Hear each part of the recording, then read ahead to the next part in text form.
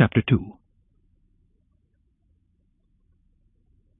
Raskolnikov was not used to crowds, and, as we said before, he avoided society of every sort, more especially of late.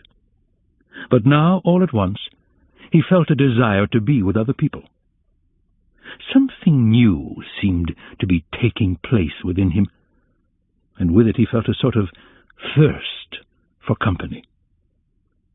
He was so weary after a whole month of concentrated wretchedness and gloomy excitement that he longed to rest, if only for a moment, in some other world, whatever it might be. And, in spite of the filthiness of the surroundings, he was glad now to stay in the tavern. The master of the establishment was in another room, but he frequently came down some steps into the main room, his jaunty, tarred boots with red turnover tops coming into view each time before the rest of his person. He wore a full coat and a horribly greasy black satin waistcoat with no cravat, and his whole face seemed smeared with oil, like an iron lock. At the counter stood a boy of about 14, and there was another boy somewhat younger who handed whatever was wanted. On the counter lay some sliced cucumber, some pieces of dried black bread, and some fish, chopped up small, all smelling very bad. It was insufferably close, and so heavy with the fumes of spirits that 5 minutes in such an atmosphere might well make a man drunk. There are chance meetings with strangers that interest us from the first moment, before a word is spoken. Such was the impression made on Raskolnikov by the person sitting at a little distance from him, who looked like a retired clerk.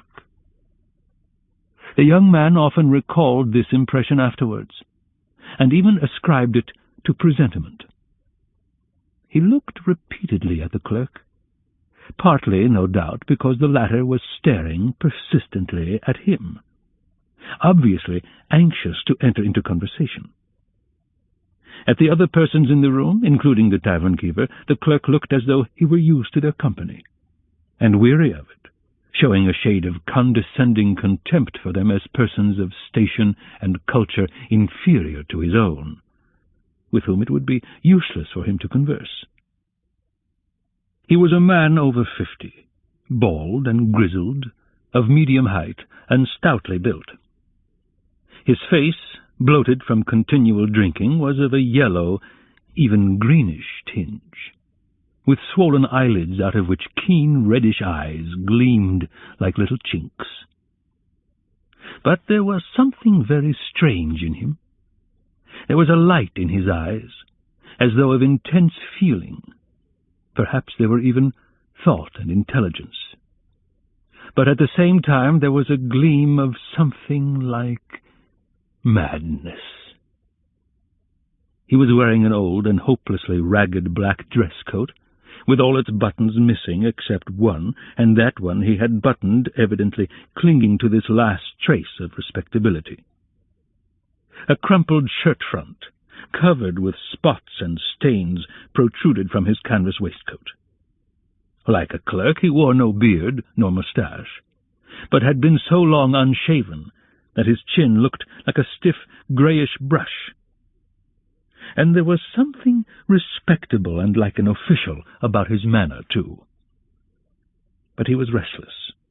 He ruffled up his hair, and from time to time let his head drop into his hands, dejectedly resting his ragged elbows on the stained and sticky table. At last he looked straight at Raskolnikov, and said loudly and resolutely, "May I venture, honored sir, to engage you in polite conversation?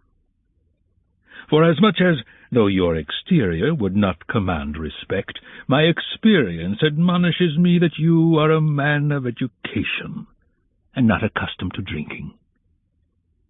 I have always respected education when in conjunction with genuine sentiments, and I am besides a titular councillor in rank, Marmeladov, such is my name, titular councillor. I make bold to inquire, have you been in the service?" "No, I am studying," answered the young man, somewhat surprised at the grandiloquent style of the speaker, and also at being so directly addressed. In spite of the momentary desire he had just been feeling for company of any sort, on being actually spoken to, he felt immediately his habitual irritable and uneasy aversion for any stranger who approached or attempted to approach him. "A student, then, or formerly a student?" cried the clerk. "Just what I thought. I'm a man of experience, immense experience, sir." And he tapped his forehead with his fingers in self-approval. "You've been a student or have attended some learned institution. But allow me." He got up, staggered, took up his jug and his glass, and sat down beside the young man, facing him a little sideways. He was drunk, but spoke fluently and boldly, only occasionally losing the thread of his sentences and drawling his words. He pounced upon Raskolnikov as greedily as though he too had not spoken to a soul for a month. "Honored sir," he began almost with solemnity, "poverty is not a vice. That's a true saying. Yet I know, too, that drunkenness is not a virtue, and that that's even truer. But beggary, honored sir, beggary is a vice. In poverty you may still retain your innate nobility of soul, but in beggary, never. No one. For beggary, a man is not chased out of human society with a stick. He is swept out with a broom, so as to make it as humiliating as possible. And quite right, too, for as much as in beggary I am ready to be the first to humiliate myself. Hence the pothouse. Honored sir, a month ago, Mr. Lebeziatnikov gave my wife a beating. And my wife is a very different matter from me. Do you understand? Allow me to ask you another question out of simple curiosity. Have you ever spent a night on a hay barge on the Neva?" "No, I have not happened to," answered Raskolnikov. "What do you mean?"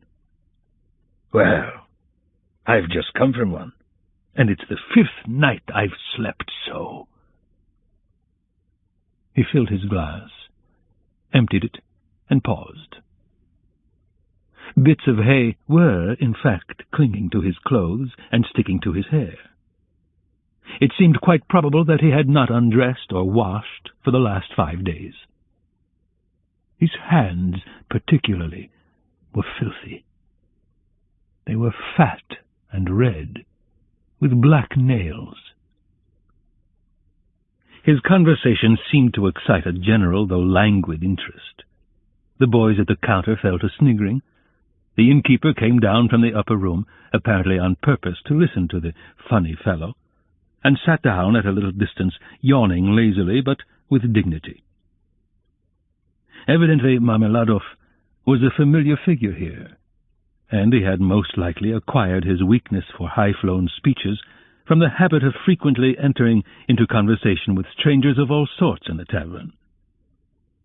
This habit develops into a necessity in some drunkards, and especially in those who are looked after sharply and kept in order at home. Hence, in the company of other drinkers, they try to justify themselves, and even, if possible, obtain consideration. "Funny fellow," pronounced the innkeeper. "And why don't you work? Why aren't you at your duty, if you are in the service?" "Why am I not at my duty, honored sir?" Marmeladov went on, addressing himself exclusively to Raskolnikov, as though it had been he who put that question to him. "Why am I not at my duty? Does not my heart ache to think what a useless worm I am? A month ago, when Mr. Lebeziatnikov beat my wife with his own hands, and I lay drunk, Didn't I suffer? Excuse me, young man, has it ever happened to you, Well, to petition hopelessly for a loan? Yes, it has. But what do you mean by hopelessly? Hopelessly in the fullest sense, when you know beforehand that you will get nothing by it. You know, for instance, beforehand with positive certainty that this man, this most reputable and exemplary citizen, will on no consideration give you money. And indeed I ask you, why should he? For he knows, of course, that I shan't pay it back. From compassion? But Mr. Lebeziatnikov, who keeps up with modern ideas, explained the other day that compassion is forbidden nowadays by science itself, and that that's what is done now in England, where there is political economy. Why, I ask you, should he give it to me? And yet, though I know beforehand that he won't, I set off to him, and— Why do you go? Put in Raskolnikov. Well, when one has no one, nowhere else one can go. For every man must have somewhere to go. Since there are times when one absolutely must go somewhere. When my own daughter first went out with a yellow ticket, then I had to go, for my daughter has a yellow passport, he added in parenthesis, looking with a certain uneasiness at the young man. No matter, sir, no matter, he went on hurriedly, and with apparent composure, when both the boys at the counter guffawed and even the innkeeper smiled. No matter. I am not confounded by the wagging of their heads, for everyone knows everything about it already, and all that is secret is made open, and I accept it all, not with contempt, but with humility. So be it. So be it. Behold the man. Excuse me, young man, can you— No, to put it more strongly and more distinctly, not can you, but dare you, looking upon me, assert that I am not a pig? The young man did not answer a word. Well, the orator began again, stolidly, and with even increased dignity, after waiting for the laughter in the room to subside. Well, so be it. I am a pig. But she is a lady. I have the semblance of a beast. But Katerina Ivanovna, my spouse, is a person of education, and an officer's daughter. Granted, I am a scoundrel, but she is a woman of a noble heart, full of sentiments, refined by education. And yet, oh, if only she felt for me. Honored sir, you know every man ought to have at least one place where people feel for him. But Katerina Ivanovna, though she is magnanimous, she is unjust. And yet, although I realize that when she pulls my hair, she only does it out of pity, for I repeat, without being ashamed, she pulls my hair, young man, he declared with redoubled dignity, hearing the sniggering again.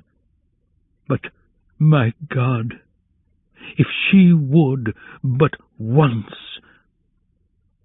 But no, it's all in vain, and it's no use talking. No use talking, for more than once my wish did come true, and more than once she has felt for me, but such is my fate, and I am a beast by nature. I'll say, assented the innkeeper, yawning. Marmeladov struck his fist resolutely on the table. "Such is my fate. Do you know, sir, do you know, I have sold her very stockings for drink.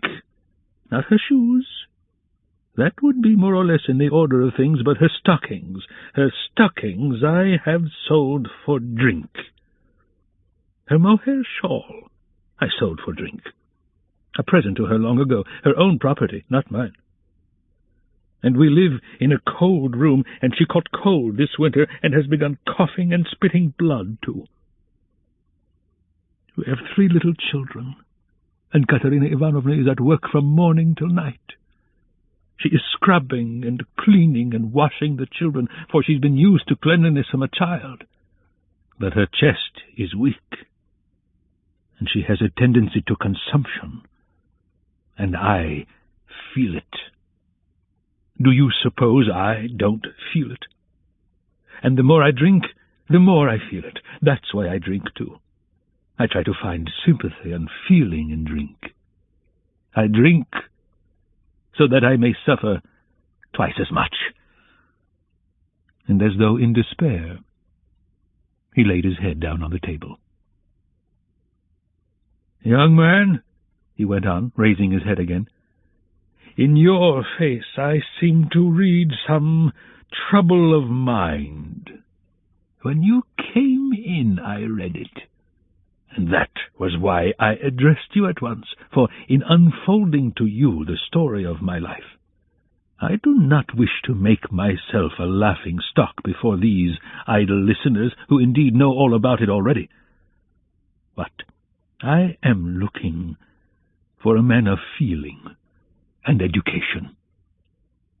Know, then, that my wife was educated in a high-class school for the daughters of noblemen, and on leaving she danced the shawl dance before the governor and other personages, for which she was presented with a gold medal and a certificate of merit. The medal, well, the medal, of course, was sold long ago. But the certificate of merit is in her trunk still, and not long ago she showed it to our landlady. And although she is most continually on bad terms with the landlady, yet she wanted to tell someone or other of her past honors and of the happy days that are gone. I don't condemn her for it, I don't blame her, for the one thing left her is recollection of the past, and all the rest is dust and ashes. Yes, she is a lady of spirit, proud and determined. She scrubs the floors herself, and has nothing but black bread to eat, but won't allow herself to be treated with disrespect. That's why she would not overlook Mr. Lebeziatnikov's rudeness to her. And so, when he gave her a beating for it, she took to her bed more from the hurt to her feelings than from the blows. She was a widow when I married her, with 3 children, one smaller than the other. She married her first husband, an infantry officer, for love, and ran away with him from her father's house. She was exceedingly fond of her husband, but he gave way to cards, got into trouble, and with that he died. He used to beat her at the end, and although she paid him back, of which I have authentic documentary evidence, to this day she speaks of him with tears, and she throws him up to me, and I am glad that, though only in imagination, she should think of herself as having once been happy. And she was left at his death with 3 children in a wild and remote district where I happened to be at the time. And she was left in such hopeless poverty that, although I have seen many ups and downs of all sorts, I don't feel equal to describing it even. Her relations had all thrown her off, and she was proud, too, excessively proud. And then, honored sir, and then I, being at the time a widower, with a daughter of 14 left me by my first wife, offered her my hand, for I could not bear the sight of such suffering. You can judge the extremity of her calamities, that she, a woman of education and culture and distinguished family, should have consented to be my wife. But she did. Weeping and sobbing and wringing her hands, she married me. For she had nowhere to turn. Do you understand, sir? Do you understand what it means when you have absolutely nowhere to turn? No, that you don't understand yet. And for a whole year I performed my duties conscientiously and faithfully, and did not touch this. He tapped the jug with his finger. For I have feelings. But even so, I could not please her. And then I lost my place, too, and that through no fault of mine, but through changes in the office. And then I did touch it. It will be a year and a half ago, soon, since we found ourselves at last, after many wanderings and numerous calamities, in this magnificent capital, adorned with innumerable monuments. Here, too, I obtained a situation. I obtained it, and I lost it again.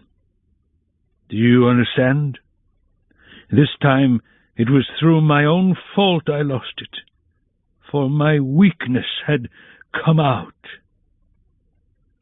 We have now part of a room at Amalia Filarovna Libivexel's, and what we live upon and what we pay our rent with, I could not say. There are a lot of people living there besides ourselves. Dirt and disorder, a perfect bedlam. Yes.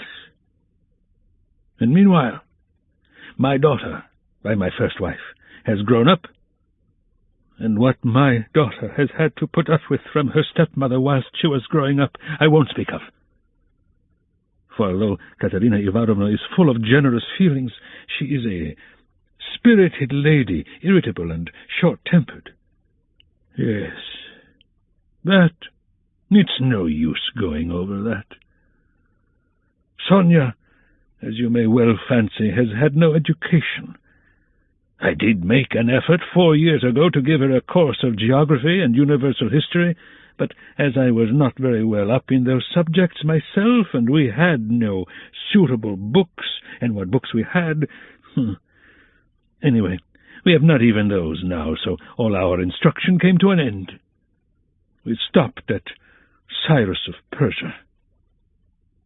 Since she has attained years of maturity, she has read other books of romantic tendency, and of late she had read with great interest a book she got through Mr. Lebeziatnikov, Lewis's Physiology. Do you know it?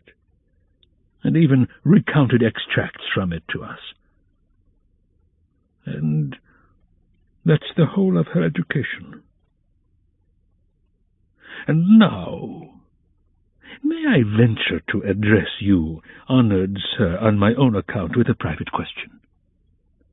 Do you suppose that a respectable poor girl can earn much by honest work? Not 15 farthings a day can she earn, if she is respectable and has no special talent, and that without putting her work down for an instant. And what's more, Ivan Ivanitch Klopstock, the civil councillor, have you heard of him, has not to this day paid her for the half-dozen linen shirts she made him, and drove her roughly away, stamping and reviling her on the pretext that the shirt collars were not made like the pattern and were put in askew. And there are the little ones hungry, and Katerina Ivanovna walking up and down and wringing her hands, her cheeks flushed red, as they always are in that disease. Here you live with us, says she, you eat and drink and are kept warm, and you do nothing to help. and much she gets to eat and drink when there is not a crust for the little ones for 3 days. I was lying at the time. Well, what of it? I was lying drunk, and I heard my Sonia speaking. She is a gentle creature with a soft little voice, fair hair, and such a pale, thin little face. She said, "Katerina Ivanovna, am I really to do a thing like that?" And Darya Frantsovna, a woman of evil character and very well known to the police, had 2 or 3 times tried to get at her through the landlady. "And why not?" said Katerina Ivanovna with a jeer. "You are something mighty precious to be so careful of." "But don't blame her. Don't blame her, honoured sir. Don't blame her. She was not herself when she spoke, but driven to distraction by her illness and the crying of the hungry children, and it was said more to wound her than anything else. For that's Katerina Ivanovna's character. And when children cry, even from hunger, she falls to beating them at once. At 6 o'clock, I saw Sonia get up, put on her kerchief and her cape, and go out of the room, and about 9 o'clock she came back. She walked straight up to Katerina Ivanovna, and she laid 30 rubles on the table before her in silence. She did not utter a word. She did not even look at her. She simply picked up our big green drap de dame shawl — we have a shawl made of drap de dame — put it over her head and face, and lay down on the bed with her face to the wall.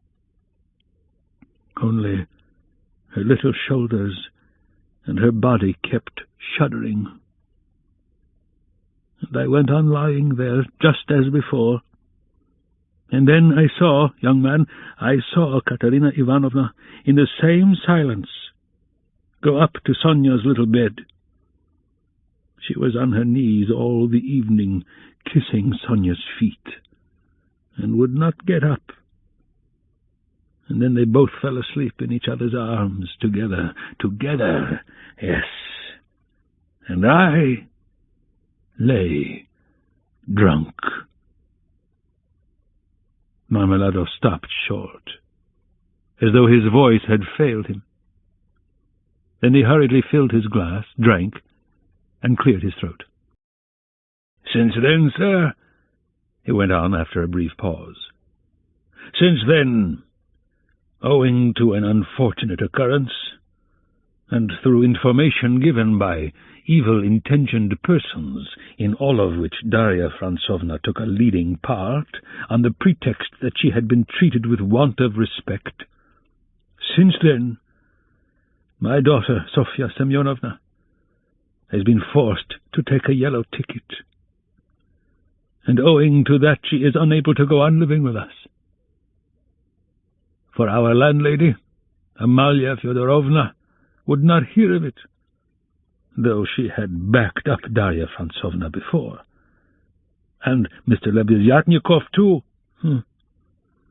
All the trouble between him and Katerina Ivanovna was on Sonia's account. At first he was for making up to Sonia himself, and then all of a sudden he stood on his dignity.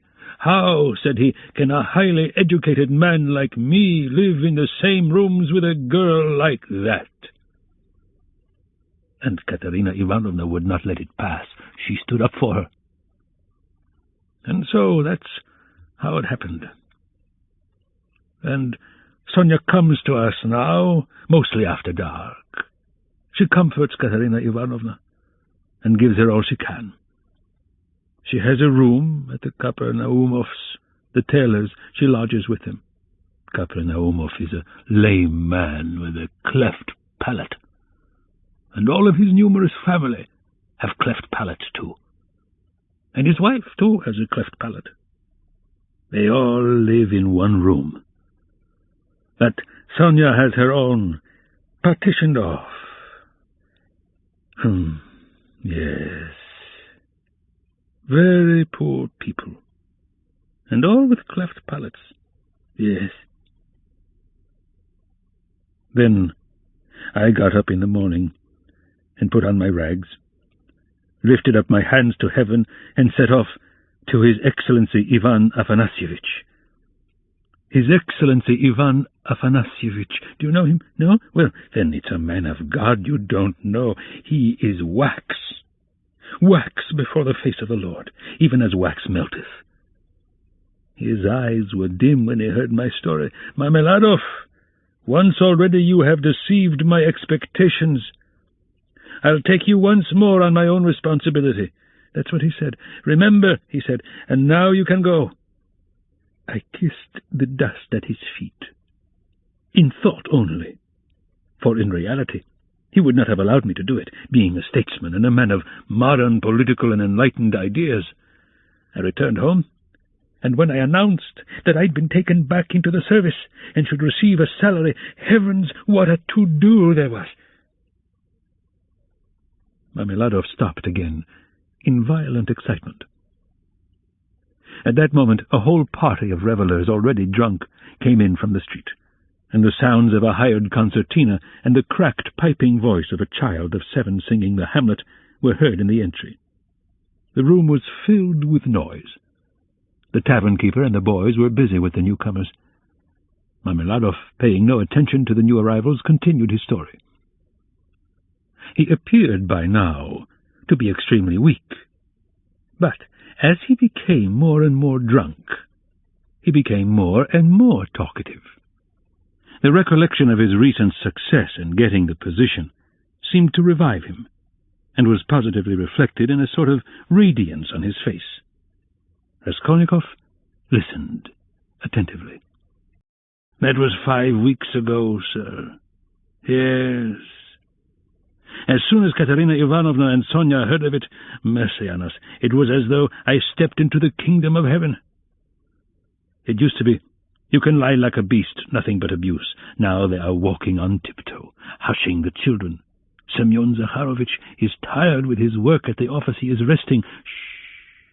They made me coffee before I went to work, and boiled cream for me.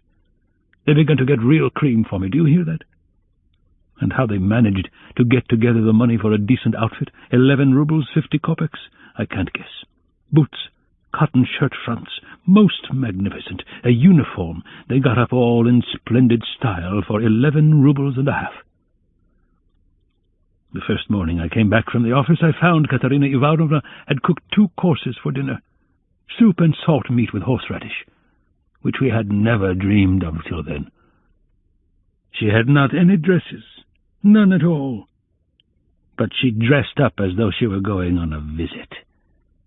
And not that she'd anything to do it with. She smartened herself up with nothing at all. She'd done her hair nicely, put on a clean collar of some sort, cuffs, and there she was, quite a different person. She was younger and better looking. Sonia, my little darling, had only helped with money for the time, she said. It won't do for me to come and see you too often. After dark, maybe, when no one can see. Do you hear? Do you hear? I lay down for a nap after dinner, and what do you think? Though Katerina Ivanovna had quarrelled to the last degree with our landlady Amalia Fedorovna only a week before, she could not resist then asking her into coffee. For 2 hours they were sitting, whispering together. "Semyon Zakharovich is in the service again now, and receiving a salary," says she. "And he went himself to His Excellency, and His Excellency himself came out to him, made all the others wait, and led Semyon Zakharovich by the hand before everybody into his study. Do you hear? Do you hear? To be sure," says he, "Semyon Zakharovich, remembering your past services," says he, "and in spite of your propensity to that foolish weakness, since you promise now, and since, moreover, we've got on badly without you, do you hear, do you hear? And so," says he, "I rely now on your word as a gentleman."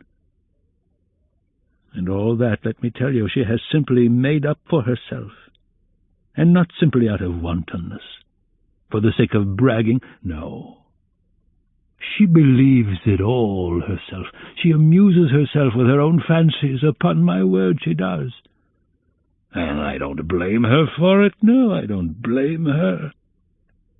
6 days ago, when I brought her my first earnings in full, 23 rubles 40 kopecks altogether, she called me her puppet.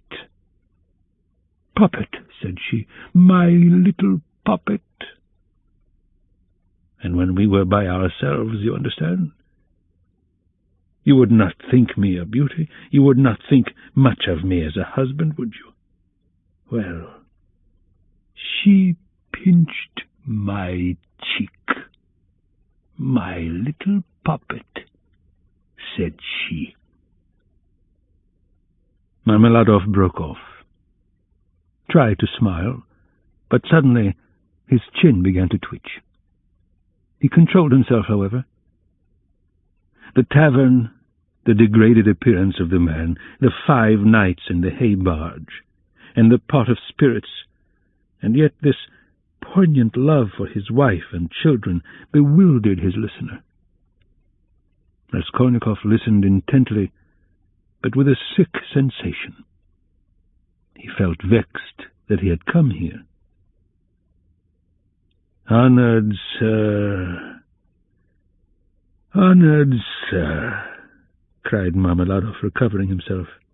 "Oh, sir, perhaps all this seems a laughing matter to you, as it does to others, and perhaps I am only worrying you with the stupidity of all the trivial details of my home life. But it is not a laughing matter to me, for I can feel it all, and the whole of that heavenly day of my life, and the whole of that evening I passed in fleeting dreams of how I would arrange it all, and how I would dress all the children, and how I should give her rest, and how I should rescue my own daughter from dishonor and restore her to the bosom of her family, and a great deal more. Quite excusable, sir. Well, then, sir—" Marmeladov suddenly gave a sort of start, raised his head, and gazed intently at his listener. "Well, on the very next day after all those dreams, that is to say, exactly 5 days ago, in the evening, by a cunning trick like a thief in the night, I stole from Katerina Ivanovna the key of her box, took out what was left of my earnings. How much it was I have forgotten, and now look at me, all of you. It's the 5th day since I left home, and they are looking for me there, and it's the end of my employment. And my uniform is lying in a tavern on the Egyptian bridge. I exchanged it for the garments I have on, and it's the end of everything." Marmeladov struck his forehead with his fist, clenched his teeth, closed his eyes, and leaned heavily with his elbow on the table. But a minute later, his face suddenly changed, and with a certain assumed slyness and affectation of bravado he glanced at Raskolnikov, laughed, and said, "This morning I went to see Sonia. I went to ask her for a pick-me-up." "You don't say she gave it to you?" cried one of the newcomers. He shouted the words and went off into a guffaw. "This very quart was bought with her money," Marmeladov declared, addressing himself exclusively to Raskolnikov. 30 kopecks she gave me with her own hands, her last, all she had, as I saw. She said nothing. She only looked at me without a word. Not on earth, but up yonder. They grieve over men, they weep, but they don't blame them. They don't blame them. But it hurts more. It hurts more when they don't blame. 30 kopecks, yes. And maybe she needs them now, eh? What do you think, my dear sir? For now she's got to keep up her appearance. It costs money. That smartness, that special smartness, you know. Do you understand? And there's hair pomade, too, you see. She must have things. Petticoats, starched ones, shoes, too, real jaunty ones to show off her foot when she has to step over a puddle. Do you understand, sir? Do you understand what all that smartness means? And here I, her own father, here I took 30 kopecks of that money for a drink, and I am drinking it, and I have already drunk it. Come, who will have pity on a man like me, eh? Are you sorry for me, sir, or not? Tell me, sir. Are you sorry or not?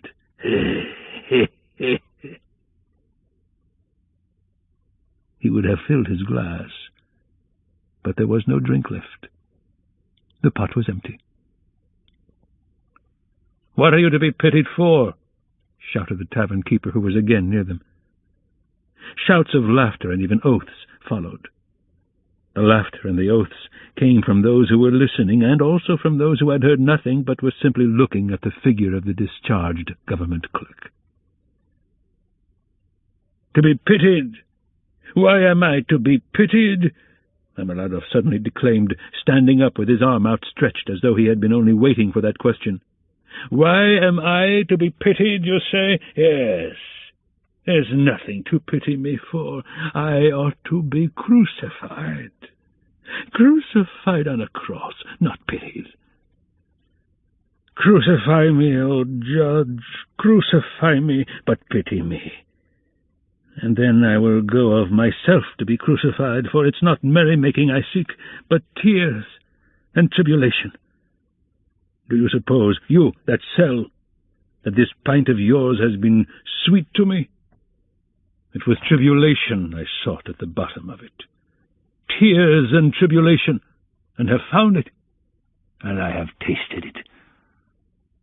But he will pity us, who has had pity on all men, who has understood all men and all things. He is the one.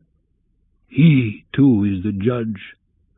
He will come in that day, and he will ask, where is the daughter who gave herself for her cross, consumptive stepmother, and for the little children of another?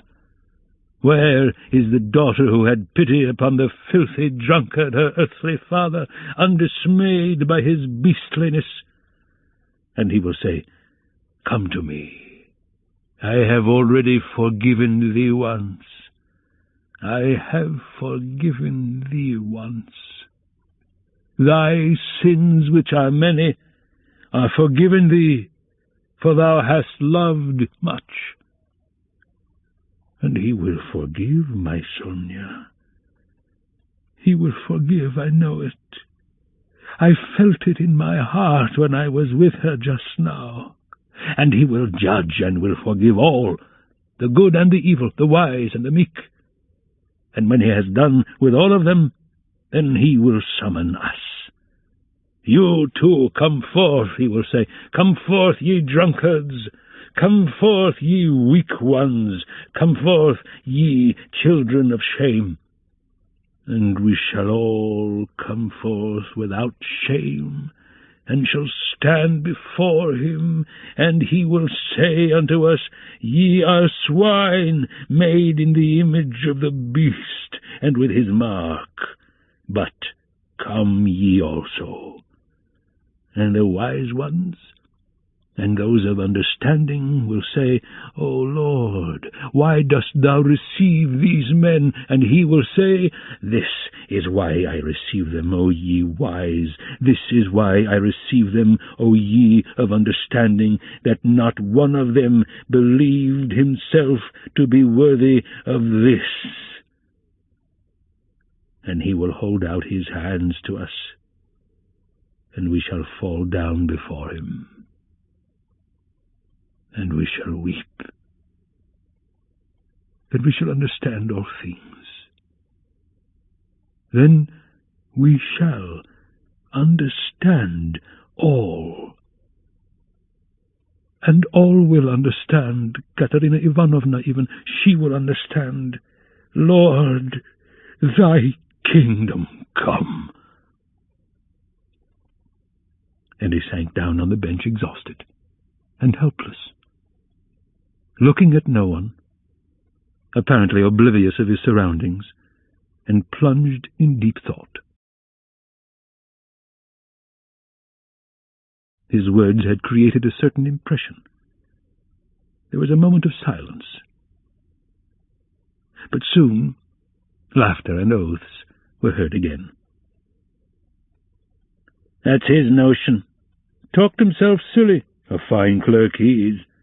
And so on, and so on. "Let us go, sir," said Marmeladov all at once, raising his head and addressing Raskolnikov. "Come along with me. Kozel's house, looking into the yard. I'm going to Katerina Ivanovna. Time I did." Raskolnikov had for some time been wanting to go, and he had meant to help him. Marmeladov was much unsteadier on his legs than in his speech, and leaned heavily on the young man. They had 200 or 300 paces to go. The drunken man was more and more overcome by dismay and confusion as they drew nearer the house. "It's not Katerina Ivanovna I am afraid of now," he muttered in agitation. "And that she will begin pulling my hair. What does my hair matter? Forget my hair, that's what I say. Indeed, it will be better if she does begin pulling it. That's not what I am afraid of. It's her eyes I am afraid of. Yes, her eyes. The red on her cheeks, too, frightens me. And her breathing, too. Have you noticed how people in that disease breathe when they are excited? I am frightened of the children's crying, too. For if Sonia has not taken them food, I don't know what's happened. I don't know. But blows I am not afraid of. No, sir, that such blows are not a pain to me, but even an enjoyment. In fact, I can't get on without it. It's better so. Let her strike me. It relieves her heart. It's better so. There is the house of Kozel, the cabinet maker. A German, well-to-do. Lead the way." They went in from the yard and up to the 4th story. The staircase got darker and darker as they went up. It was nearly 11 o'clock, and although in summer in Petersburg there is no real night, yet it was quite dark at the top of the stairs. A grimy little door at the very top of the stairs stood ajar. A very poor-looking room, about 10 paces long, was lighted up by a candle end. The whole of it was visible from the entrance. It was all in disorder, littered up with rags of all sorts, especially children's garments. Across the furthest corner was stretched a ragged sheet. Behind it probably was the bed. There was nothing in the room except 2 chairs and a sofa covered with American leather, full of holes, before which stood an old deal kitchen table, unpainted and uncovered. At the edge of the table stood a smouldering tallow candle in an iron candlestick. It appeared that the family had a room to themselves, not part of a room, but their room was practically a passage. The door leading to the other rooms, or rather cupboards, into which Amalia Lipoviksel's flat was divided, stood half open, and there was shouting, uproar, and laughter within. People seemed to be playing cards and drinking tea there. Words of the most unceremonious kind flew out from time to time. Raskolnikov recognized Katerina Ivanovna at once. She was a rather tall, slim and graceful woman, terribly emaciated, with magnificent dark brown hair, and with a hectic flush in her cheeks. She was pacing up and down in her little room, pressing her hands against her chest. Her lips were parched, and her breathing came in nervous, broken gasps. Her eyes glittered as in fever, and looked about with a harsh, immovable stare. And that consumptive and excited face, with the last flickering light of the candle end playing upon it, made a sickening impression. She seemed to Raskolnikov about 30 years old, and was certainly a strange wife for Marmeladov. She hadn't heard them and didn't notice them coming in. She seemed to be lost in thought, hearing and seeing nothing. The room was close, but she had not opened the window. A stench rose from the staircase, but the door onto the stairs was not closed. From the inner rooms, clouds of tobacco smoke floated in. She kept coughing, but didn't close the door. The youngest child, a girl of 6, was asleep, sitting curled up on the floor with her head on the sofa. A boy, a year older, stood crying and shaking in the corner. Probably he had just had a beating.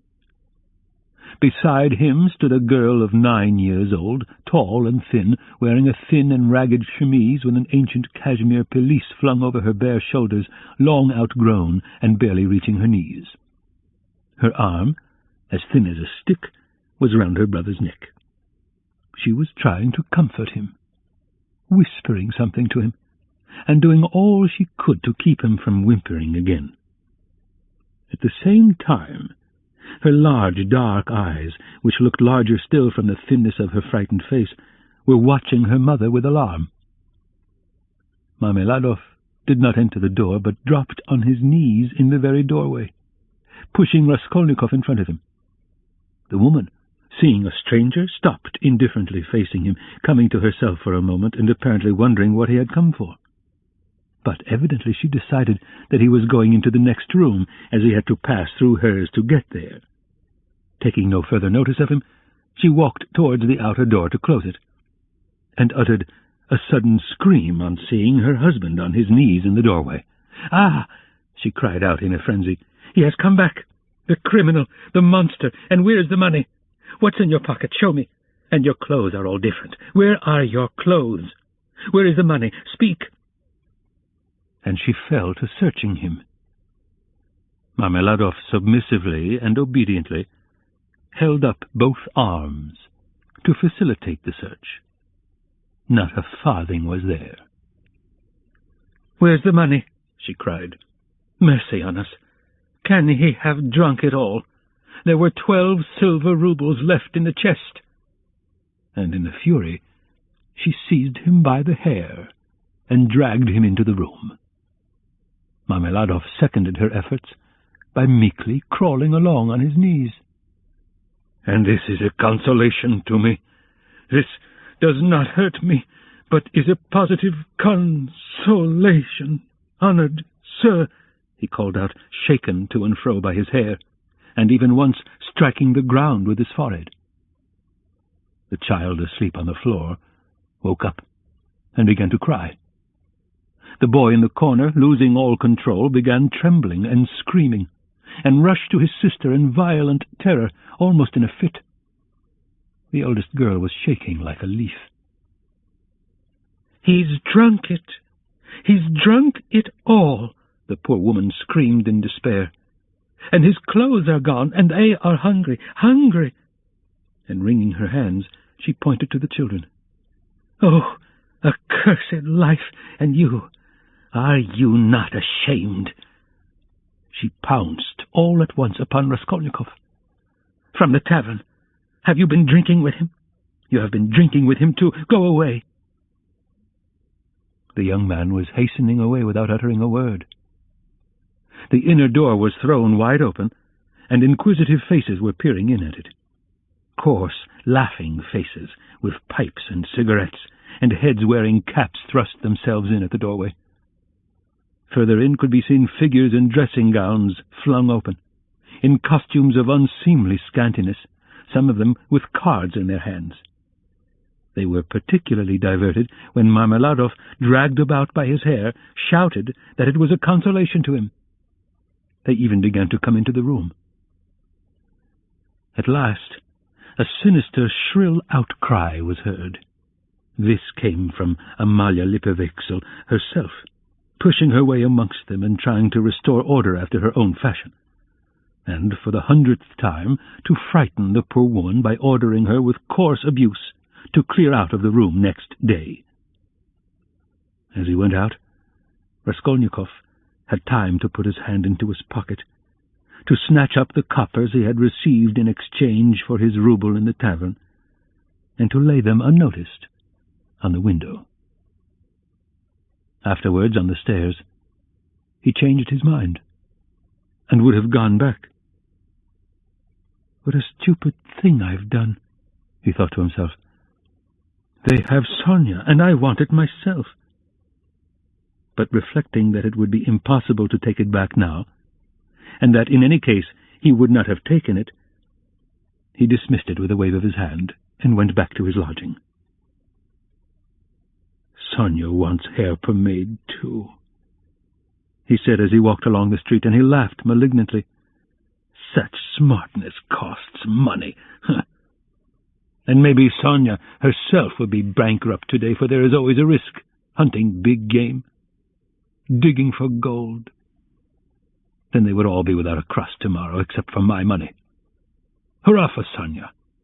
What a mine they've dug there, and they're making the most of it. Yes, they are making the most of it. They've wept over it and grown used to it.